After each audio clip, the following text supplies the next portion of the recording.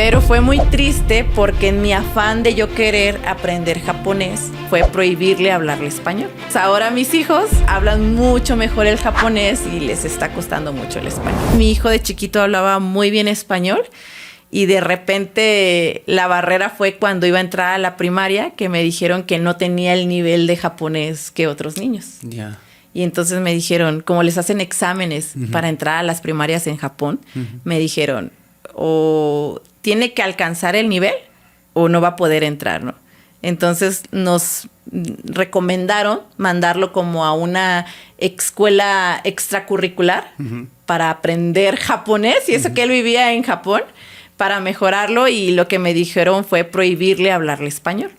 Entonces ahora mis hijos hablan mucho mejor el japonés y les está costando mucho el español. Es todo un reto, ¿no? De criar hijos, sí, o sea, con 2 o más idiomas. Sí, y fíjate que mucha gente luego dice, ay, es que mi hijo habla, por ejemplo, hay muchos inmigrantes en Estados Unidos, ¿no? Que dicen, mi hijo habla inglés y habla español, pero el español y el japonés es muy diferente y muy difícil. Y yo siento que es más fácil cuando los dos padres hablan como el mismo idioma, aplicarlo, por ejemplo, dentro de casa hablamos español y fuera, pues ya en la vida común, el otro idioma, ¿no? Mi problema es que mi esposo tampoco hablaba español. Yeah. Entonces, para mí ha sido un reto de ser yo, nada más yo, y en el pueblo, sin contacto con otros extranjeros, sin el idioma, ha sido muy duro para mí, ¿no? Y me ha costado mucho porque siento que cuando una mamá tiene sus hijos, pues es la conexión, ¿no? Madre-hijo, ¿no? Y entonces imagínate tener esa barrera del idioma, de ahorita que están más grandes, mis hijos ya están como más acostumbrados a que yo les hable español, ¿no? A mi idioma, pero yo como no hablo 100% el japonés como nativa, hay algunas veces que ciertos temas me cuesta hablarlos con ellos. Y ellos no hablar al 100% el español, tenemos como esa barrera, ¿no? ¿Tú qué dirías a qué porcentaje del japonés estás, más o menos? Ay, a ver, ¿qué porcentaje? Es que... O de 0 a 10, digamos. Bueno, si es un que... nativo es 10. Sí, no, incluso un nativo es 9, yo creo. Porque luego hay muchos kanjis o muchas palabras que tampoco conocen, ¿no? Yo creo que yo estaría, o sea, calificándome así mal, a lo mejor un 6, un 7, no, por así decirlo. Ya vas bien. ¿Puedo hacer mi vida normal? Claro. O sea, por ejemplo, yo voy a la escuela de mis hijos, platico con los profesores, puedo ir al médico, puedo platicar con gente, pero por ejemplo, si a mí me pones la televisión japonesa, las noticias, no entiendo mucho.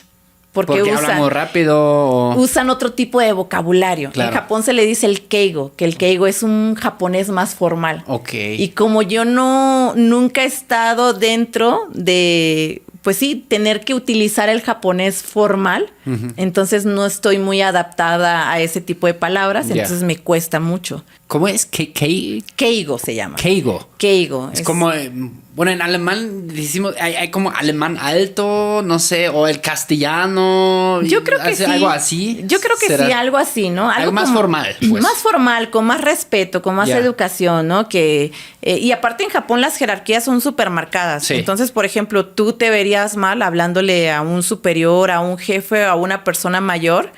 Así como de, oye, tú... No. Oye, wait.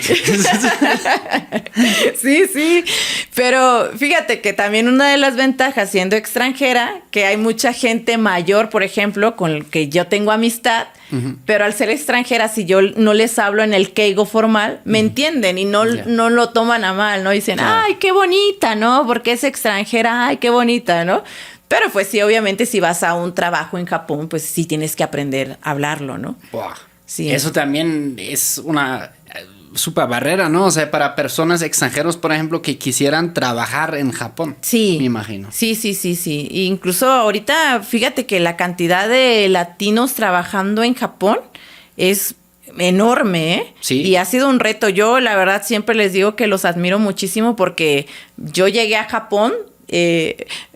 A veces hay ciertos temas entre latinos que nos ponemos a platicar. A ver, ¿tú cómo llegaste a Japón, no?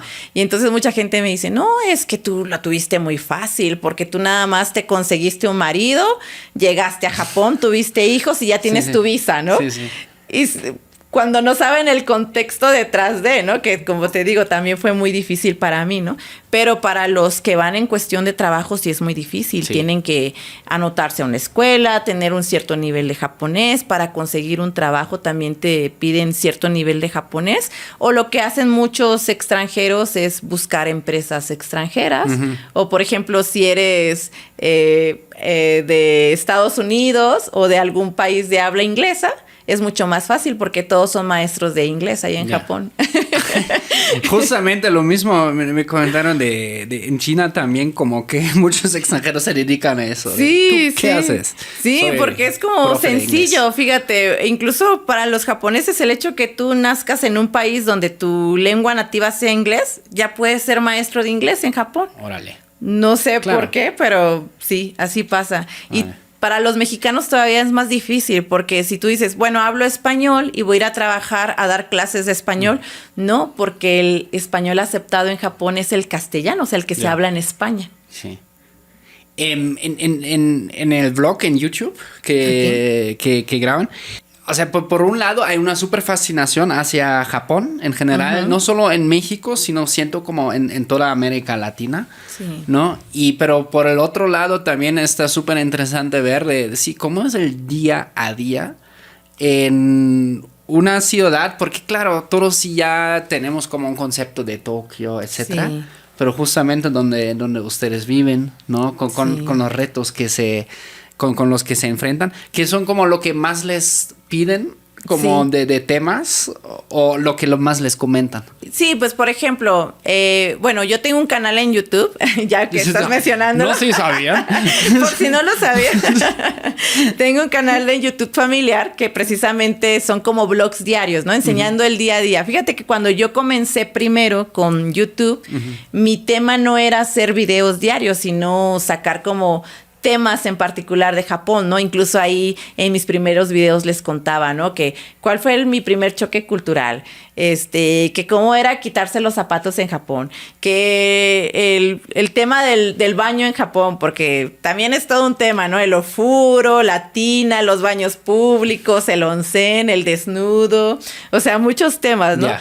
Pero sí, precisamente, o sea, mucha gente en YouTube ahorita, hay mucha gente que hace videos de Japón, pero obviamente lo que les interesa es ver el día a día, ¿no? Cómo se desenvuelve una mexicana teniendo hijos japoneses y viviendo, pues sí, como dices, en una zona rural, ¿no? Entonces, es lo que más me piden siempre, ¿no? Que la gente quiere ver, por ejemplo, precios de vida, costos, educación, o sea, comparar educación en Japón o en México. Y yo esos detalles los muestro, ¿no? Por ejemplo, si mi hija va a entrar a la escuela, es como que, a ver,